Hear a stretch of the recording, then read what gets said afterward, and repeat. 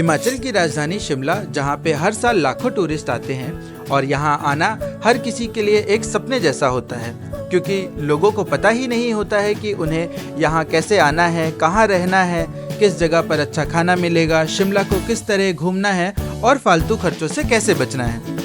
इस वीडियो में मैंने इन सभी सवालों के जवाब दिए हैं और ये वीडियो बहुत ही इन्फॉर्मेटिव होने वाला है, इसलिए इसे बिल्कुल भी स्किप ना करें। नमस्कार दोस्तों, मेरा नाम है तुषार और मैं आया हूँ अभी शिमला घूमने। तो आइए अब जानते हैं कि शिमला कैसे आना है और कौन सा सबसे अच्छा तरीका होगा शिमला आने का। तो शिमला आने के लिए आपके पास 3 तरीके हैं। आप बाई रोड आ सकते हैं, बाई ट्रेन आ सकते हैं और बाई फ्लाइट भी आ सकते हैं। अब अगर आप बाई फ्लाइट आते हैं तो आप अपने शहर के एयरपोर्ट से शिमला एयरपोर्ट के लिए फ़्लाइट ले सकते हैं, जो कि शिमला से 36 किलोमीटर की दूरी पे है और ये बहुत ही एक्सपेंसिव होगा, जो कि अगर आप उस माध्यम से आ रहे हैं तो ये वीडियो देखना आपके लिए ज़्यादा हेल्पफुल नहीं होगा। तो अगर आप बाई रोड आ रहे हैं अपने पर्सनल व्हीकल से तो आप चंडीगढ़ होते हुए शिमला तक आ सकते हैं, और अगर आप अपने पर्सनल व्हीकल से नहीं आ रहे हैं तो आप चंडीगढ़ से बस ले सकते हैं, जो कि डायरेक्ट आपको शिमला उतारेगी सिर्फ 250 रुपये में। अब बात करूं आपसे आखिरी तरीके की, जो कि सबसे बेस्ट भी है। इसमें आप चंडीगढ़ से कालका रेलवे स्टेशन आ जाएं और कालका रेलवे स्टेशन से ट्रेन पकड़े, जो कि डायरेक्ट आपको शिमला रेलवे स्टेशन उतारेगी। बट ये जर्नी मोस्ट आइकॉनिक जर्नी में से एक है और ये आपको जीवन भर याद रहेगी, जिसके लिए भी आपको 250 रुपये ही खर्चा करना होगा और आप खूबसूरत पहाड़ों के व्यूज लेते हुए, टॉय ट्रेन का मजा लेते हुए शिमला पहुंच जाएंगे, जिसकी डेडिकेटेड वीडियो आपको आई बटन पे मिल जाएगी। अब शिमला आ चुके हैं और सोच रहे हैं कि रुकना कहाँ है, तो मैं आपको बता दूं कि शिमला में आपको 1000 रुपये से 1200 के बीच में अच्छे होटल्स मिल जाते हैं, और अगर आप थोड़ा सा मॉल रोड से आगे बढ़ के लेंगे तो शायद इससे थोड़ा कम में भी आपको मिल जाएगा। और अगर आप भी हमारी तरह व्यूज़ के शौकीन हैं, थोड़ा सा चलना चाहते हैं, तो आप पहुंच जाइए सीधे देव वाटिका पे, जिसके लिए आप शिमला से बस ले सकते हैं भट्टा कुफर की, और वहां पे आपको प्रॉपर्टी मिलेगी, जिसकी डेडिकेटेड वीडियो ऊपर आपको आई बटन में मिल जाएगी। साथ ही इस वीडियो में हमने 2 लोगों के हिसाब से बजट किया है। अगर आप सिंगल पर्सन है तो आप कोई भी डॉर्मेट्री यूज कर सकते हैं, जो कि 500 रुपए की रेंज में आपको मिल जाएगी। अब सवाल आता है कि शिमला कैसे घूमें। तो घूमने के लिए आप यहाँ पे स्कूटी हायर कर सकते हैं, जो कि आपको लगभग 500 रुपये में मिल जाएगी, या फिर आप लोकल ट्रांसपोर्ट जो कि HRTC की बस है उसे यूज़ कर सकते हैं, या आप कैब बुक कर सकते हैं। अब क्योंकि हम फर्स्ट डे पहुँचे थे और वहाँ पे ठंडक बहुत थी, स्कूटी चलाना मुश्किल होता, तो हमने कर लिया था कैब। बट पहले दिन और दूसरे दिन कैब करने के बाद जब हमें पता चलता है कि यहाँ का पब्लिक ट्रांसपोर्ट बहुत ही ज़्यादा सस्ता है, तो हम नेक्स्ट डे कैब छोड़ देते हैं और करते हैं ट्रैवल बस से, जिसका फेयर लगभग 5 से 10 रुपए हर जगह का हमें पड़ता है। अब सवाल आता है कि शिमला में कहाँ कहाँ घूमना है। तो डे 1 में आप लोकल साइट सीइंग कर सकते हैं, जिसमें आप रिज घूम सकते हैं, क्राइस्ट चर्च घूम सकते हैं, यहीं से मॉल रोड स्टार्ट होती है तो आप मॉल रोड को पूरा घूम सकते हैं। चर्च के पास से आपको रोपवे मिलता है, जो कि आपको जाकू टेम्पल ले जाता है, तो रोपवे का भी फेयर लगभग 500 रुपये है, या फिर आप उस जगह पे कार बुक कर सकते हैं और जाकू टेम्पल भी घूम सकते हैं। उसके बाद भी अगर आपके पास समय बचता है तो आप यहाँ पे कुछ लोकल कैफ़ेज कवर कर सकते हैं। शिमला मॉल रोड पे शिमला ब्रूइंग कंपनी करके एक कैफ़े है, जो कि बहुत ही खूबसूरत है और बहुत ही यूनिक कैफ़े है, तो आप उसे भी विजिट कर सकते हैं। कैफ़ेज़ की वीडियो आई बटन पे है, जिसे आप देख सकते हैं और अपने एंजॉय कर सकते हैं। अब डे 2 की शुरुआत आप अर्ली मॉर्निंग करें, क्योंकि पहाड़ों में शाम जल्दी हो जाती है और दिन छोटे होते हैं। तो आप अपने डे 2 में सबसे पहले निकले मशोबरा के लिए। तो ये पूरा एक रूट पे पड़ेगा। मशोबरा एक वैली है, जो कि एप्पल के सीज़न में आपको देखने में ज़्यादा खूबसूरत मिलेगी, बट खूबसूरत वैली को आप एंजॉय कर सकते हैं थोड़ी देर रुक के। उसके बाद आप सीधे पहुंच जाएं नालधेरा पे।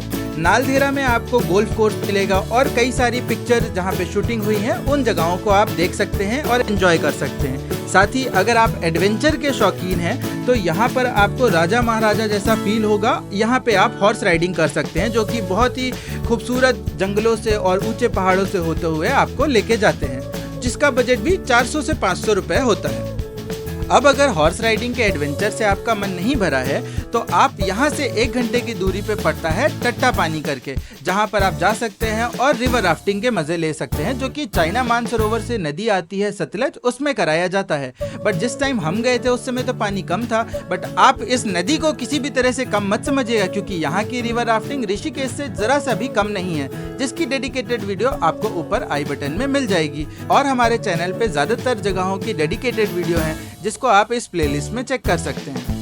अब डे 3 में आपको घूमना है हैप्पी वैली, कुफरी या नारकंडा।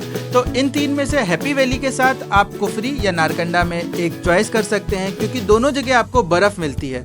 बट कुफरी क्योंकि कम हाइट पे है, इसलिए कई बार वहाँ बर्फ़ नहीं मिलती है, तो आप बैग उठा के सीधे पहुँच जाए नारकंडा, जो कि यहाँ पे सबसे हाईएस्ट जगह है। और नारकंडा अगर आप आते हैं तो वहाँ हाटू पीक भी ज़रूर से विजिट कर सकते हैं। शिमला से नारकंडा आने के लिए सिर्फ आपको 100 रुपये का बस का टिकट लेना पड़ेगा और आप नारकंडा पहुँच सकते हैं, जहाँ पर आप हाटू पीक जा सकते हैं अगर आप दर्शन करना चाहें। नारकंडा देवी टेम्पल को विजिट कर सकते हैं, जो कि आपको बस जहाँ पे रोकती है वहीं पे मिलेगा। और उसके बाद आप एडवेंचर एक्टिविटीज़ कर सकते हैं, जिसमें आपको स्कीइंग मिलेगी, जिप लाइन मिलेगी और ट्यूब राइड का एंजॉय कर सकते हैं। साथ ही यहाँ पे कुछ खाने के स्टॉल्स हैं, जिसमें आप मैगी और चाय को एंजॉय कर सकते हैं। अब बात करूँ आपसे कि फालतू खर्चों से कैसे बचना है। तो अगर आप शिमला आते हैं तो यहाँ ट्रैवल करने के लिए कोशिश करें कि आप यहाँ का पब्लिक ट्रांसपोर्ट यूज़ करें, जिसमें शेयर टैक्सी या बस का यूज़ कर सकते हैं। बसेस के फेयर यहाँ पे बहुत ही नॉमिनल से हैं, जिसमें आपको वुमेन्स के फेयर पे 50% का डिस्काउंट भी मिल जाएगा। साथ ही अगर आप शिमला आ रहे हैं या किसी भी हिली एरिया को घूमने जाते हैं तो वहाँ पे रूम्स को ओवर प्राइस रहते हैं मॉल रोड पे, तो कोशिश करें कि आप मॉल रोड से थोड़ा हट के 500-600 मीटर दूरी पे हट के रूम्स ले, जिससे आपको कम बजट में अच्छे रूम्स मिलेंगे और कम क्राउडेड जगह होगी, तो वहाँ से व्यूज़ भी आपको बहुत ही अच्छे देखने को मिलेंगे। और सबसे इम्पॉर्टेंट टिप ये है कि आप यहाँ पर एक्सपेंसिव रेस्टोरेंट्स को अवॉइड करें और लोकल फूड को खाए पिए ट्राई करें, क्योंकि एक्सपेंसिव रेस्टोरेंट्स में शायद आपको व्यूज़ अच्छे मिल जाएं, फूड उतना अच्छा ना मिले, बट यहाँ का लोकल अगर आप ट्राई करते हैं तो लोकल फूड्स में आपके पैसे भी बचेंगे और आपको हर एक शहर की यूनिक डिशेस खाने को भी मिलेंगी। चलिए बताते हैं आपको कि इस ट्रिप पे आपका टोटल कितना खर्चा होगा। तो चंडीगढ़ से अगर आप शिमला आते हैं तो बाई रोड भी आपको 250 रुपये लगेगा, और अगर आप कालका से टॉय ट्रेन लेके शिमला आ रहे हैं तो भी आपको 250 रुपये खर्चा होगा। शिमला आने के बाद आप जो स्टे में खर्चा करेंगे वो लगभग पर हेड 500 रुपये खर्चा करेंगे। अगर आप 2 लोग हैं तो आपको होटल्स मिल जाएंगे 1000 से 1200 की रेंज में। आप सिंगल हैं तो डॉर्मेट्री को यूज़ कर सकते हैं। 3 दिन में आपका खर्चा होगा टोटल 1500 रुपये पर हेड। फूडिंग में आपका 3 दिन में खर्चा होगा लगभग 1000 से 1200 रुपये, जो कि एक दिन में आप लगभग 350 से 400 रुपये खर्चा करेंगे अगर आप लोकल में फूड ट्राई करते हैं।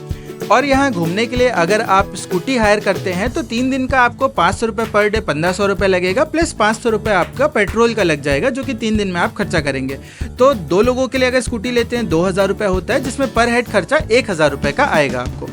अब सारा खर्चा करने के बाद भी आपके पास बचता है लगभग 700 से 800 रुपये 5000 में, जिसको आप कुछ न्यू कैफेज में ट्राई कर सकते हैं या कुछ भी शॉपिंग कर सकते हैं। इस ट्रिप का टोटल बजट जो बनेगा वो है आपका 5000 रुपये। तो 5000 रुपये अगर आपके पास है तो इस गाइड को देखें और निकल जाएं शिमला घूमने के लिए। ऐसे ही और एक्साइटिंग वीडियोस को देखने के लिए चैनल को सब्सक्राइब करें, वीडियो को शेयर करें, लाइक करना ना भूलें।